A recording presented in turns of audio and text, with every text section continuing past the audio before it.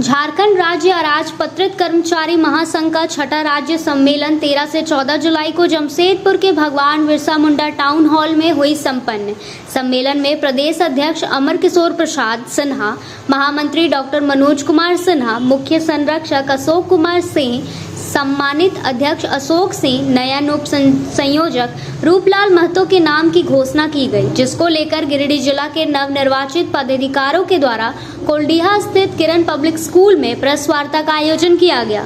Press वार्ता प्रारंभ करते हुए मुख्य संरक्षक अशोक कुमार सिंह ने कहा कि झारखंड राज्य में कर्मचारियों को प्रतिनिधित्व करने वाला एकमात्र संस्था इस महासंघ, जिसके साथ 55 संघ यूनियन संबंध है तथा 24 जिलों में जिला कमेटी गठित है, जो अपने आप में ऐतिहासिक है।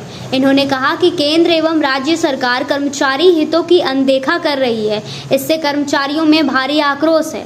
उक्त आक्रोश से समाधान हेतु राज्य सरकार से शीघ्र की वार्ता की जाएगी। वही संबोधित करते हुए प्रदेश सम्मानित अध्यक्ष अशोक सिंह नयन ने कहा कि छठा सम्मेलन में प्रतिनिधि प्रेक्षक के साथ साथ अतिथियों की संख्या लगभग 1500 थी, जिसमें सभी संघों एवं जिला से शामिल थे, जो एक रिकॉर्ड है।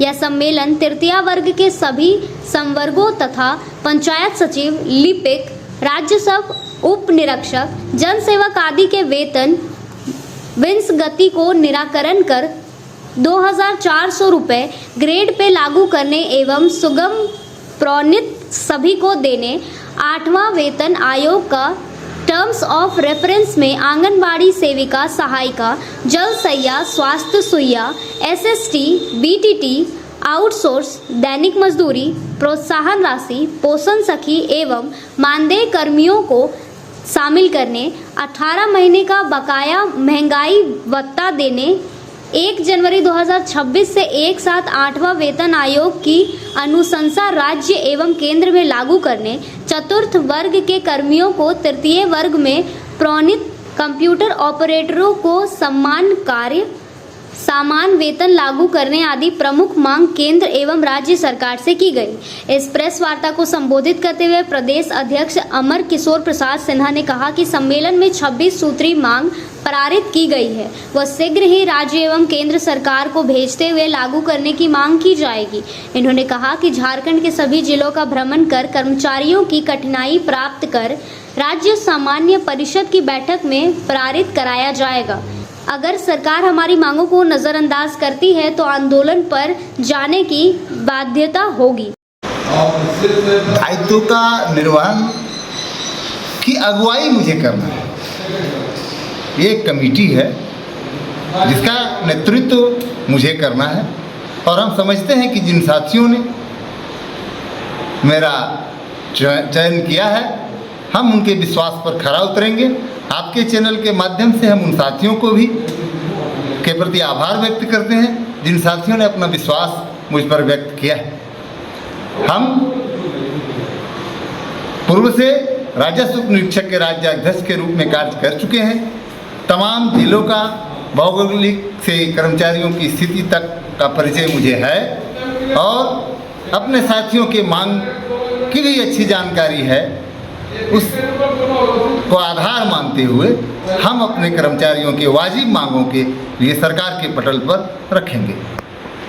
झारखंड राज्य अराजपत्रित कर्मचारी महासंघ का 6वां सम्मेलन अभी हमारा जमशेदपुर में संपन्न हुआ। उसमें जो हमारे पदाधिकारी हुए थे, गिरिडीह से प्रदेश अध्यक्ष के रूप में श्री अमर किशोर सिन्हा निर्वाचित हुए। कुल 83 पदाधिकारी समूचे राष्ट्र से निर्वाचित हुए। हम लोगों ने वहाँ कुछ प्रस्ताव भी पास किया, और सबसे बड़ा जो प्रॉब्लम यह था कि आउटसोर्सिंग के नाम पर जो झारखंड के बेरोजगारों का शोषण हो रहा है, और सरकारी कर्मचारी को डेली वेज के नाम पर जो बरसों से कटाया जा रहा है, इसलिए प्रथम प्रस्ताव हम लोगों ने पारित किया कि जितने भी आउटसोर्सिंग कर्मी हैं, दैनिक वेतनभोगी कर्मी हैं, मानदेय कर्मी हैं, उनकी सेवा नियमित करें। चूँकि सुप्रीम कोर्ट ने भी हाल में डिसीजन दिया है कि जो नियमित कर्मचारी की तरह वेतन है, वह आउटसोर्सिंग में जो कर्मचारी मजदूर काम कर रहे हैं उनको मिलना चाहिए। तो ऐसी परिस्थिति में पहला डिमांड जो हम लोग का है कि राज्य के ये लाखों आउटसोर्सिंग और दैनिक वेतनभोगी मानदेय कर्मी जो प्रोत्साहन पर जो कर्मी हैं, उसकी सेवा को नियमित किया जाए। दूसरा चीज़ हम लोगों ने कहा, जो सरकारी कर्मचारी हैं उनका जो भी बीमा का लाभ, जो बीमा में सबको सम्मिलित किया गया, इतना घटिया स्तर का बीमा का जो व्यवस्था चल रहा है, अब पश्चाताप कर रहे हैं लोग कि जो हम 500 रुपया महीना दे रहे हैं उस लायक हमको सुविधा नहीं मिल रही है। इसलिए झारखंड सरकार से हम लोगों ने कहा कि बीमा कंपनियों के साथ मिल करके उसमें आंशिक सुधार किया जाए। और जो हमारी से राज्य की स्थिति है, दुर्भाग्य है कि विपक्ष की सरकार केंद्र और राज्य में एक दो तरह की सरकार है। तो हमको जो फायदा मिलना चाहिए, जब केंद्र सरकार की नीतियों के विरुद्ध में आंदोलन करते हैं तो झारखंड सरकार के तमाम मंत्री, तमाम नेता उसमें रहते हैं, विपक्ष के सारे लोग रहते हैं। लेकिन जब उसी नीति पर झारखंड सरकार काम करती है और जब हम आंदोलन पर जाते हैं तो वो एक शब्द भी बोलने का काम नहीं करते। इसलिए दुर्भाग्य है कि जिस बिंदु का आप विरोध करते हैं तो कम से कम अपने यहाँ उस बिंदु को सुधार के रखना चाहिए। यह फर्क है। इस फर्क को मिटाने के लिए इस बार हम लोगों ने रणनीति तैयार किया है। नई कमेटी जो आई है कि उस कमेटी के माध्यम से झारखंड सरकार को भी शर्मिंदगी महसूस कराएंगे कि जो केंद्र की जिस बिंदुओं पर आप और हम दोनों नारा लगाते हैं, अब वह बिंदु आप झारखंड में धड़ल्ले से आप चालू कर देते हैं। इस पर कम से कम रोक लगाइए। और खास करके जब आप कहते हैं कि सारा बेरोजगारी बढ़ते चला जा रहा है केंद्र की योजना की नीति के कारण, तो उस नीति को आप पहले कर रहे हैं। इसलिए यह भी हमारा प्रमुख मुद्दा रहेगा। और चूंकि खुशी इस बात की है कि गिरिडीह से प्रदेश अध्यक्ष बने हैं, तो हम लोग जो पुराने कर्मचारी जो अनुभव जो है हमारा 52 संगठन का अनुभव जो है वर्षों का, वो अनुभव इनको देंगे। इसलिए इस बार महासंघ और सबल रूप में चलेगा। इसी को लेकर के आज प्रेस कॉन्फ्रेंस के अवसर पर आज हम यहाँ उपस्थित हैं। 14 जुलाई 2025 को जमशेदपुर के भगवान बिरसा मुंडा टाउन हॉल में छठा राज्य सम्मेलन महासंघ का सुसंपन्न हुआ, जिसमें हमारे नई कमेटी का उदय हुआ, गठन हुआ, जिसके प्रदेश अध्यक्ष साथी अमर जी और महामंत्री साथी मनोज कुमार सिन्हा जी निर्वाचित किए गए। उसके साथ साथ संघर्ष समिति, महिला उप समिति, राज्य कमेटी का निर्वाचन हुआ। निर्वाचन के साथ साथ हमारा सम्मेलन यह 5 वर्षों पर एक बार होता है और उस सम्मेलन में हम विगत उपलब्धियों के साथ साथ आगामी चुनौतियों की भी समीक्षा करते हैं। अभी झारखंड के ही नहीं बल्कि पूरे भारतवर्ष के कर्मचारियों के समक्ष एक नई चुनौती है कि 8वां वेतन आयोग को ससमय लागू कराना। 1 जनवरी 2026 से उसको लागू होना है और 1 जनवरी 2026 को भारत की सरकार ने 1 जनवरी 2025 को भारत की सरकार ने घोषणा किया कि 8वां वेतन आयोग ससमय लागू किया जाएगा। भारत के कर्मचारियों के साथ साथ महासंघ ने भी इस घोषणा का केंद्र सरकार का स्वागत किया कि उन्होंने ससमय निर्णय लिया। लेकिन आज लगभग 6 महीना बीत गया, अभी तक उस आयोग के गठन का विधिवत जो स्वरूप होना चाहिए अभी तक सामने नहीं आया है, क्योंकि न माननीय अध्यक्ष महोदय का घोषणा हुआ है, न सदस्य सचिव का घोषणा हुआ है और न ही सदस्य का घोषणा हुआ है।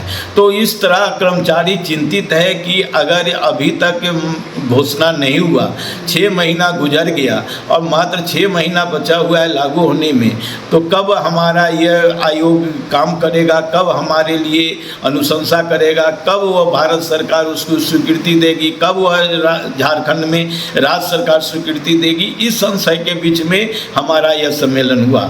सबसे आश्चर्य की बात है कि जब हम लोग यह प्रयास किए कि जब घोषणा होगा तो दिल्ली में जाकर कि हमारा जो मेमोरेंडम है, हमारा जो संलेख है, हमारा जो आर्गूमेंट है 8वें वेतन आयोग के लिए हम किनको सौंपे, तो अभी तक जब कोई उसके सिक्योरिटी बॉडी डिफाइन नहीं हुई है, कोई डिप्यूटेशन नहीं हुआ है, तो हमारे लिए यह संशय की स्थिति है। इस बार हम यह चाह रहे हैं कि देश का करोड़ों आउटसोर्स से कर्मी, अनुबंध कर्मी, संविदा कर्मी, दैनिक मजदूर कर्मी और प्रोत्साहन राशि पर जो कार्य कर रही हैं, उन मानदेय पर जो काम कर रही हैं, सभी के लिए आयोग अनुशंसा करे, क्योंकि अब तो नियमित बहाली से चाहे वह राज्य सरकार हो, केंद्र सरकार हो, दोनों ने पल्ला झाड़ लिया है।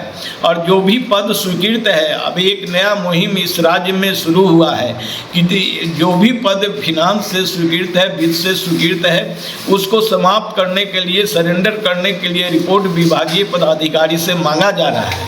तो इसका भी हम विरोध करते हैं कि जब रिक्त पद है सरकार ने उसकी स्वीकृति दिया है तो उस पद पर अस्थायी नियुक्ति किया जाए, क्योंकि संविदा अनुबंध के आधार पर नियुक्ति के बाद मालिक के मर्जी के अनुसार नौकरी दिखाई देती है।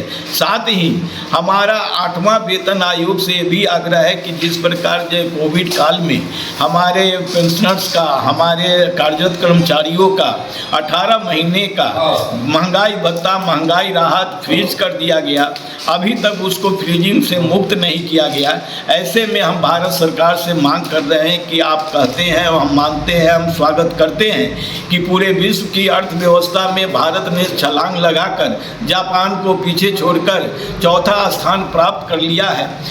जो आपका जीएसटी है जिसमें 95,000 करोड़ रुपया जमा हो चुका है और उस 95,000 करोड़ रुपये में हमारा फ्रीजिंग पॉइंट का जो पैसा है, डीए का पैसा है, डीआर का पैसा है, मात्र 250 करोड़ रुपया उस पर लागत आती है। वो कम से कम भारत सरकार मुक्त करे और झारखंड के ही नहीं पूरे भारत के तमाम पेंशनर्स को, तमाम कर्मचारियों को, कार्यरत कर्मचारियों को राहत प्रदान करे। ये सम्मेलन का मुख्य बिंदु था।